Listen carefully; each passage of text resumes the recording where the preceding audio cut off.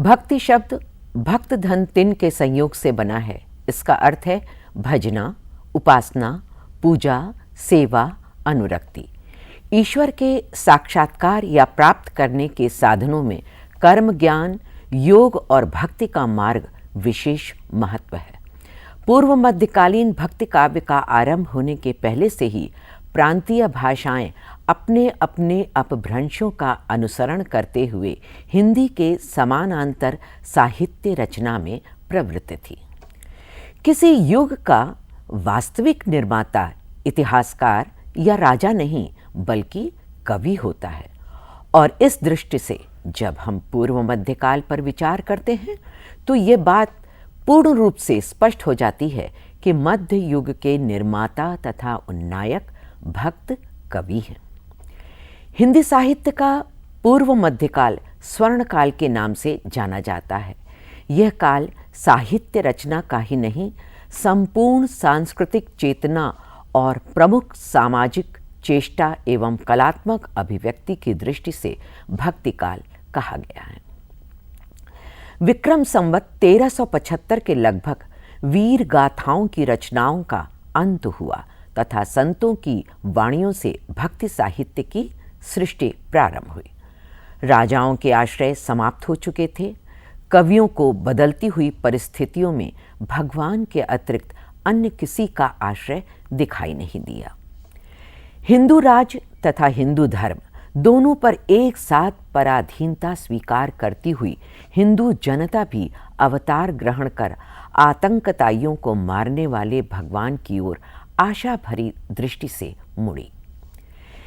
वीरगाथा काल में सिद्धों और नाथपंथियों ने अपने सिद्धांतों का प्रचार करना आरंभ कर दिया था। पश्चिम की ओर नाथपंथी अपने चमत्कारों का प्रभाव जमा रहे थे। जनता इनके चमत्कारों को देखकर आश्चर्य से आकर्षित हो रही थी। भक्ति काल के आते आते इनका प्रभाव जनता पर काफी जम चुका था। राज्य परिवर्तन एवं इस्लाम धर्म का आगमन जनता की मनोवृत्ति में नवीन परिवर्तन का कारण हुआ। अब उनके लिए चमत्कारों के प्रति आकर्षण उतना अधिक नहीं था।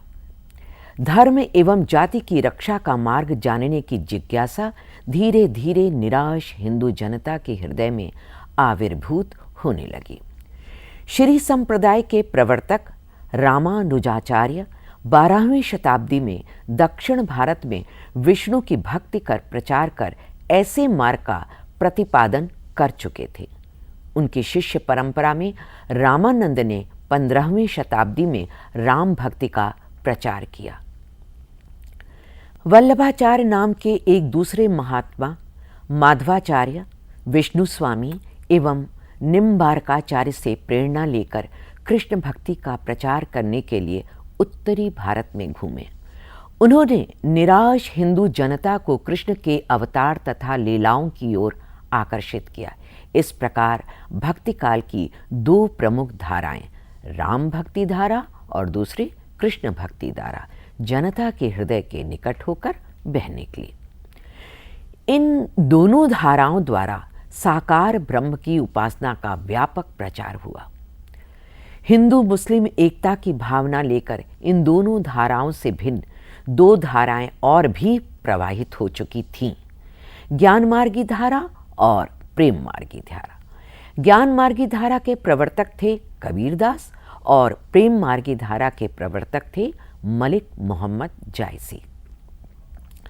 इन दोनों धाराओं के कवियों ने निराकार ईश्वर की उपासना का प्रचार हिंदुओं के राम और मुसलमानों के रहीम को एक करने के लिए किया।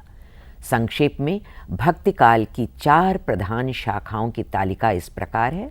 भक्ति काल, उसके अंतर्गत 2 निर्गुण धारा, सगुण धारा। निर्गुण धारा के अंतर्गत ज्ञान मार्गी शाखा, प्रेम मार्गी शाखा और सगुण धारा के अंतर्गत राम भक्ति शाखा और कृष्ण भक्ति शाखा।